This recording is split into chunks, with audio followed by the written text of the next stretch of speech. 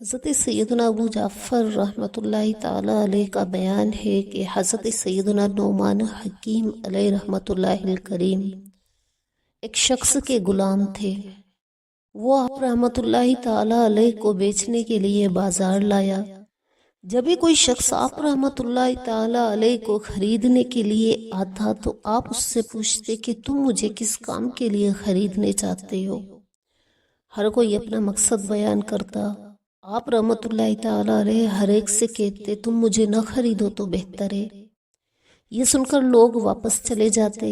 اسی طرح ایک شخص آپ کو خریدنے کے لیے آیا تو آپ نے پوچھا کہ مجھ سے کیا کام لوگے؟ اس نے کہا میں تمہیں اپنے گھر کا چوکیدار بناؤں گا۔ آپ رحمۃ اللہ تعالی علیہ نے کہا کہ ٹھیک ہے، مجھے خرید لو۔ چنانچہ وہ آپ کو خرید کر گھر لے گیا۔ بستی سے کچھ دور جب وہ اپنی زرعی زمین کی طرف جاتا تو اس کی جوان بیٹیاں غلط کاموں کے لیے چلی جاتی۔ ان کی نگہبانی کے لیے حضرت سیدنا لقمان حکیم علیہ رحمۃ اللہ الکریم کو خریدا گیا تھا۔ آج جاتے وقت اس نے دروازہ بند کیا۔ آپ رحمۃ اللہ تعالی علیہ کو باہر بٹھایا اور کہا کہ گھر میں میری بیٹیاں موجود ہیں، میں نے ضرورت کی تمام چیزیں انہیں دے دی ہیں، اگر وہ دروازہ کھولنے کو کہیں تو ہرگز نہ کھولنا۔ یہ کہہ کر وہ چلا گیا اور آپ رحمۃ اللہ تعالی علیہ نگہبانی کرنے لگے۔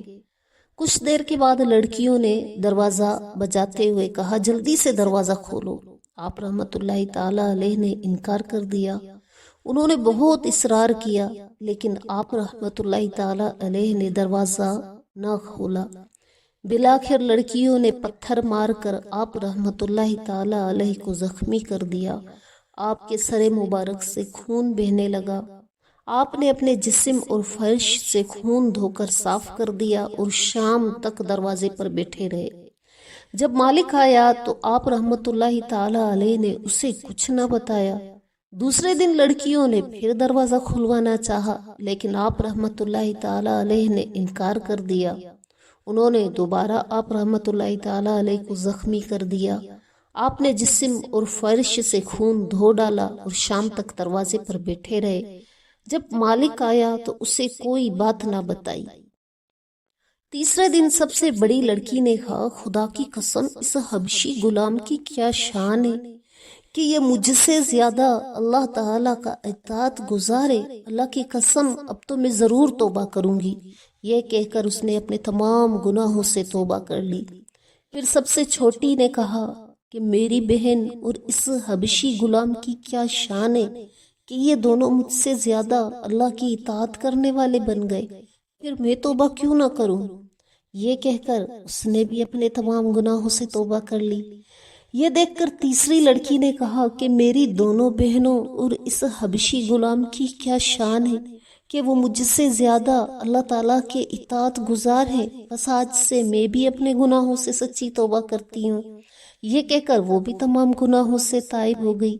جب یہ خبر بستی کی دوسری فاحشہ عورتوں تک پہنچی تو ان سب نے کہا کہ فلاں بن فلاں کی تینوں بیٹیوں اور ان کے حبشی غلام کی کیا شان ہے کہ وہ ہماری نسبت اللہ کے زیادہ اطاعت گزارے، پھر ہم بھی توبہ کیوں نہ کریں؟ یہ کہہ کر ان سب نے بھی اپنے سابقہ تمام گناہوں سے توبہ کر لی اور عبادت اور ریاضت میں اعلیٰ مقام حاصل کر لیا۔ تو اسے ہمیں پتہ چلا کہ نیک لوگوں کی صحبت اور ان کا قرب انسان کو نیک بنانے میں مددگار ثابت ہوتا ہے۔ اچھوں کے اعمال صالحہ کا نور اور بروں کی برائی کی ظلمت کو دور کر دیتا ہے۔ ہمیں چاہیے کہ نیک لوگوں کی صحبت اختیار کریں تاکہ ہماری خالی جھولیاں خوف خدا اور عشق مصطفیٰ کی دولت عظمیٰ سے بھر جائیں۔